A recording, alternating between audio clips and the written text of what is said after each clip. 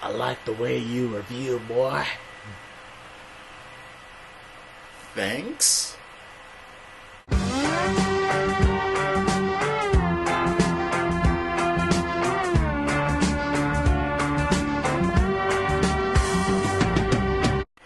Django Unchained. Judging from the way my theater looked, you would think this was the family event of the year. I mean, I know it's Christmas, but why are mom and dad bringing little Timmy and Sally to see this? I don't know, but regardless, little Timmy and Sally learned a new word today. In Quentin Tarantino's Django Unchained, a slave named Django, played by Jamie Foxx, is freed by German bounty hunter Dr. King Schultz. Get it?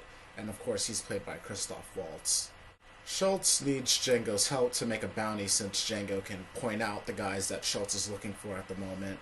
And eventually they form a bond and end up doing the whole bounty thing together as partners.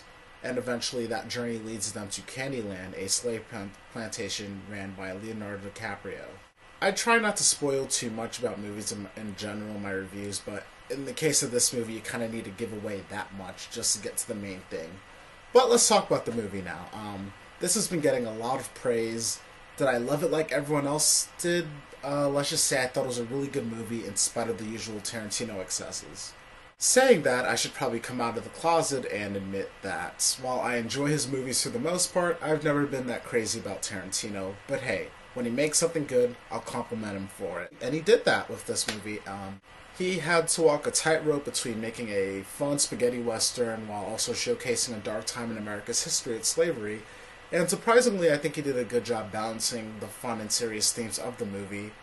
I laughed a lot at some points and also got to witness some of the brutality of slavery every now and then.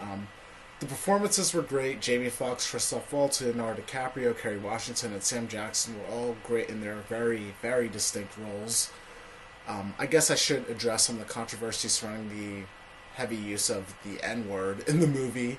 Is it used a lot? Yes. Did it offend me? For the most part, no.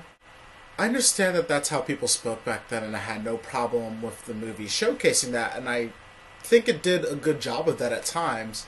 There were just kind of times, in my opinion, where the movie just stops and it feels like Tarantino thought, wait, I don't think I've used it enough. Let me catch up in this one scene by having a character use it 30 times in a conversation for no reason whatsoever. Case in point, the introduction to Don Johnson's character and the movie's climax. That kind of bugged me. In a bit. And some people would say that Tarantino overused it on purpose to prove a point, which is something that annoys me about Tarantino fans. Why is this guy immune from any kind of criticism? Like, anything I can say about him is immediately countered with, well, clearly he did that on purpose to prove a point, or he's playing an homage to, or better yet, well, you just don't understand Tarantino. It's kind of annoying.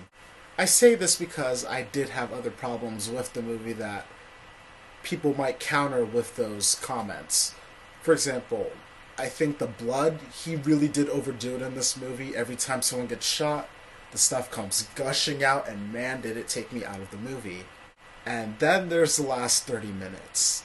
I didn't really care for how the movie extended itself the way it did when it could have ended a lot earlier. There's one character decision made in the third act that I found a bit jarring, but my biggest problem is like the last 30 minutes.